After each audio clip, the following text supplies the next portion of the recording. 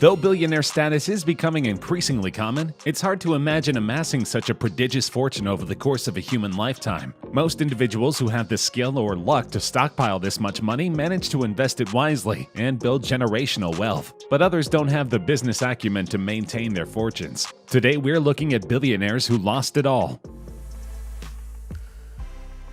Alan Stanford is a Texas native who ran the second biggest Ponzi scheme of all time. Though he made off with an absolutely incredible sum of money, he was discovered a mere 2 months after Bernie Madoff, and thus did not make the same headlines. But unlike the victims of Bernie Madoff, who have gotten back large chunks of their principal, the 18,000 customers of Stanford have recovered practically nothing. In total, he stole more than $8 billion and remained unchallenged because he donated millions of dollars to politicians in both the United States and the Caribbean.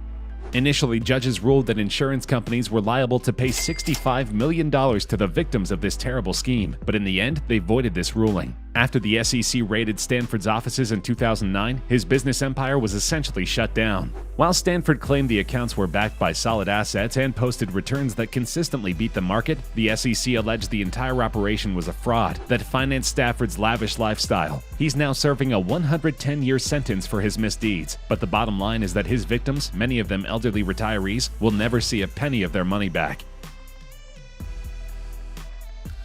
Björgólfur Gudmundsson was once Iceland's richest man. He became Iceland's second billionaire after his own son. He was at one time the majority owner and chairman of the now nationalized Icelandic bank Landsbanki, the second largest company in Iceland. He was ranked by Forbes magazine in March 2008 as the 1,014th richest person in the world, with a net worth of $1.1 billion. In the 1990s, he was sentenced to 12 months in prison and suspended for 2 years for bookkeeping offenses, having faced around 450 charges. He went to Russia, remade his fortune, and returned to Iceland, where he also had interests in shipping, publishing, food, communications, and property. Fast forward to 2009, when he was $759 million in debt. It was the largest bankruptcy filing in Icelandic history. Essentially, Landsbanki was hit by the credit crunch that rolled the financial industry in 2009, and Gudmundsson lost everything. Although they were both implicated in the Panama Papers, his son is still a billionaire.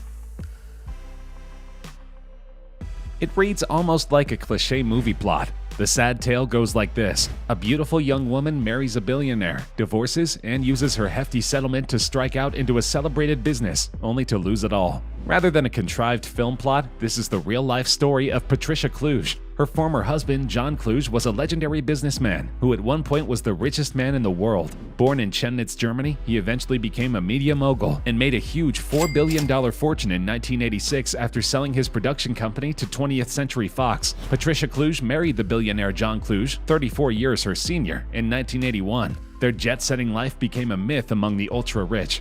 And when Kluge divorced her in 1990, she walked away with $1 billion and their family home. Kluge's plan was to use their Virginia estate as a vineyard and establish the area as the California of the East Coast. She took out millions of dollars of loans to accomplish this, and obviously Virginia did not become the epicenter of fine wines. Deeply in debt, Kluge sold her winery to future President Donald Trump. He still owns the property and allowed Kluge to work there for 1 year before firing her. As of 2008, Sean Quinn was the richest man in Ireland, with a wealth of roughly $5 billion.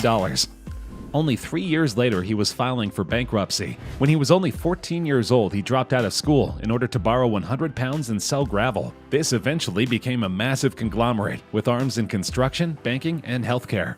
Quinn became a legend for Irish people during the 90s when he allegedly punched a British soldier who tried to detain him at a checkpoint. This goodwill served him when he lost the entirety of his fortune on bad banking investments. In the end, he served a small period of jail time and was released for good behavior. He still doesn't have another business empire, but he continues to try and attract lucrative investments. He was recently in the news because gangsters beat the director of his company and claimed that Quinn was threatening the conglomerate to allow him back on the board. Quinn vehemently denies these claims, but it's clear that he has fallen from grace.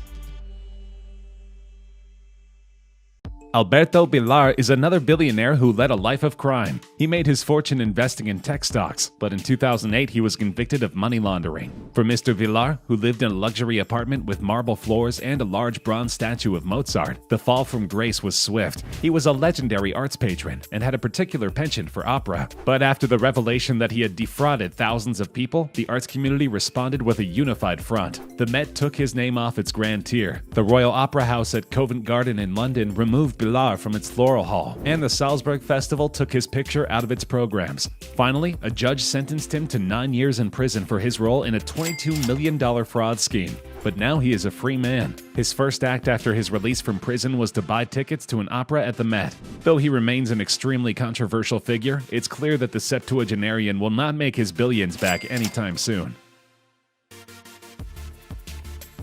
Nicknamed Catwoman for the results of her unbelievably unflattering plastic surgery, Jocelyn Wildenstein is an American socialite who made her billions by marrying rich. She was born in Lausanne, Switzerland in 1940 and was introduced to Alec N. Wildenstein by Saudi arms dealer Adrian Khashoggi at a shooting weekend at his ranch in Africa. The two were married when they were both in their 30s. Wildenstein was a horse breeder and art dealer with a net worth of over $10 billion. When they split in 1999, she walked away with $2.5 billion in her divorce settlement and $100 million each year for the following 13 years. But her lavish lifestyle took its toll, and the sad divorcee filed for bankruptcy in 2018. Elizabeth Holmes dropped out of Stanford University at 19 to start blood testing startup Theranos and grew the company to a valuation of $9 billion. They claim to have revolutionized the blood testing industry, but it all came crashing down when the shortcomings and inaccuracies of the company's technology were exposed, and Theranos and Holmes were charged with massive fraud. The decline of Theranos began in 2015, when a series of journalistic and regulatory investigations revealed doubts about the company's technology claims and whether Holmes had misled investors and the government. In 2018, the SEC charged Theranos and Holmes with deceiving investors by massive fraud through false or exaggerated claims about the accuracy of her blood testing technology. Holmes settled the charges by paying a $500,000 fine, returning shares to the company, relinquishing her voting control of Theranos, and being barred from serving as an officer or director of a public company for 10 years. After making Forbes' list in 2014, Holmes has been embroiled in a legal scandal the following years and can't even afford to pay her lawyers. This has been a spectacular fall from grace. Vijay Mallya is a former liquor baron who made his fortune with United Spirits, the largest spirits company in India, and continues to serve as chairman of United Breweries Group, an Indian conglomerate with interests including beverages, aviation infrastructure, real estate, and fertilizer. He has been the chairman of Sanofi India and the chairman of Bayer Crop Science in India for over 20 years, and the chairman of several other companies. His father actually founded these businesses, which Mallya inherited when he was 28 years old. Since then, the group has grown into a multinational conglomerate of over 60 companies, with an annual turnover which increased by 64% over 15 years to $11 billion in 1998. But as with most individuals on this list, Mallya made one bad investment that tanked his entire fortune. Kingfisher Airlines went down in 2013 and had $1.5 billion in bad loans connected with the Indian air carrier. Mallya was recently convicted as a willful defaulter and is fighting extradition in London at the moment.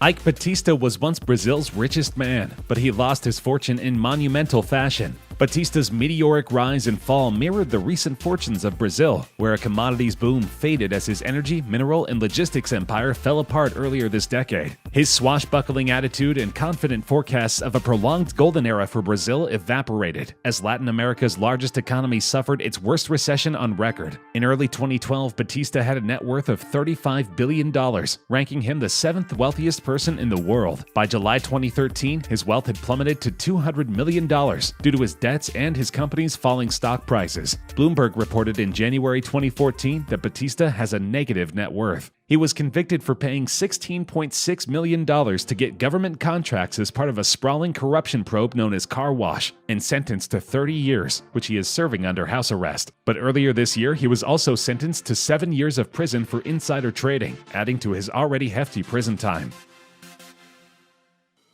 Here is a billionaire whom you probably recognize. Bernie Madoff became the face of the 2008 financial meltdown when it became clear that he was responsible for the single largest Ponzi scheme in world history. Madoff founded a penny stock brokerage in 1960, which eventually grew into Bernard L. Madoff Investment Securities. He served as its chairman until his arrest on December 11, 2008. Despite claiming to generate large, steady returns through an investing strategy called split strike conversion, which is an actual trading strategy, Madoff simply deposited client funds into a single bank account that he used to pay existing clients who wanted to cash out. In total, he smuggled more than $64 billion away in order to pay for his own lavish lifestyle. On June 29, 2009, he was sentenced to 150 years in prison with restitution of $170 billion.